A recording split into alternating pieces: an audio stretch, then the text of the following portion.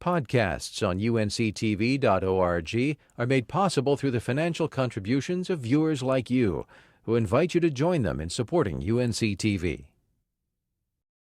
It's been almost a month since a strong line of thunderstorms swept across the state, spinning off dozens of tornadoes and killing 24 people and causing significant damage. Jeff Smith takes a look at whether those affected are getting the help they need. With the scars of the April 16th tornadoes still visible across the landscape of central and eastern North Carolina, the call for help has been answered by volunteer, state, and federal aid groups. We've had millions of dollars of property damage. We're in the process now of trying to tabulate what those final numbers will be and what the federal government will pay for and what the people of North Carolina will pay for. Governor Bev Perdue paid a visit to a center in the Triangle where those who have been hit hardest by the storms are trying to register to get financial assistance for damages. These centers, for your information, are open 7 days a week, not just during the traditional work week. And you've seen the quality of the folks inside. They know how to help, they know what to do, and more importantly, they know how to nurture and to hold hands with people who need that kind of assistance, because this is an emotional as well as a physical and financial crisis for families. The help ranges from rental assistance if they've been displaced to replacement of personal possessions.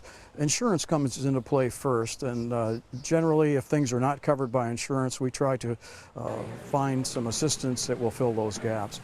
Between federal and state assistance and voluntary organizations, you can usually help a lot of people.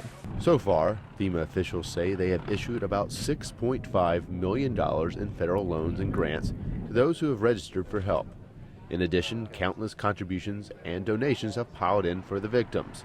Those donations pile in from across the state in many forms after statewide broadcasts and charity organizations taking up collections. We know that we've already had more than $2 million donated from right here in North Carolina, and we would urge you, if you can afford to donate money, or if you can afford to donate toys, clothes, or food, there are still thousands of people in this state who are desperate for help and assistance, and they have no resources right now and are totally dependent upon the goodwill of the people of North Carolina and America.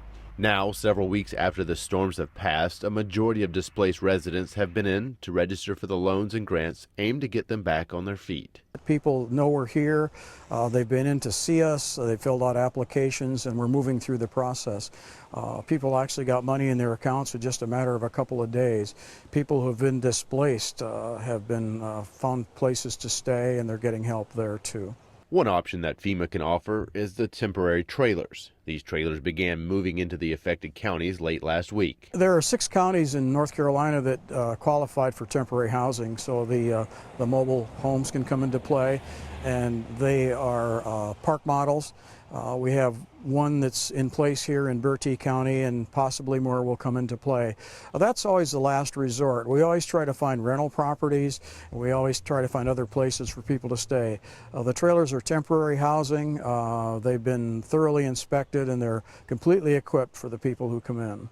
This storm did not isolate its damage to just personal property. Many businesses were hit hard, and many people are now unemployed due to the businesses being closed. For them, there is help available through the Small Business Administration and the state. If you've lost your job because of this storm and because of the damage you or your business has sustained, North Carolina has in the state now something called disaster unemployment assistance.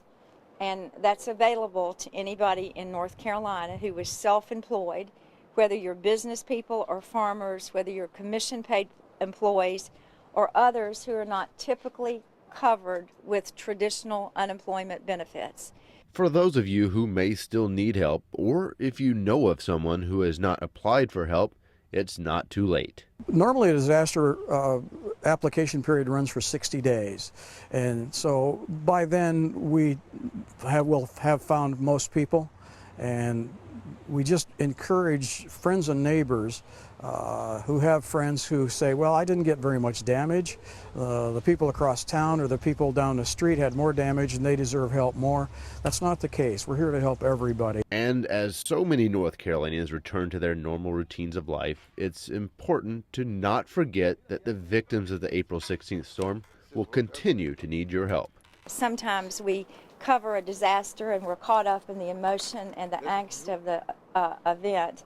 And then in 2 or 3 weeks, some of us go on and forget about the lives that are still destroyed and the communities that need to be rebuilt. And so this is, again, just a request for the people of North Carolina not to think that their help will be unnecessary even by end of summer.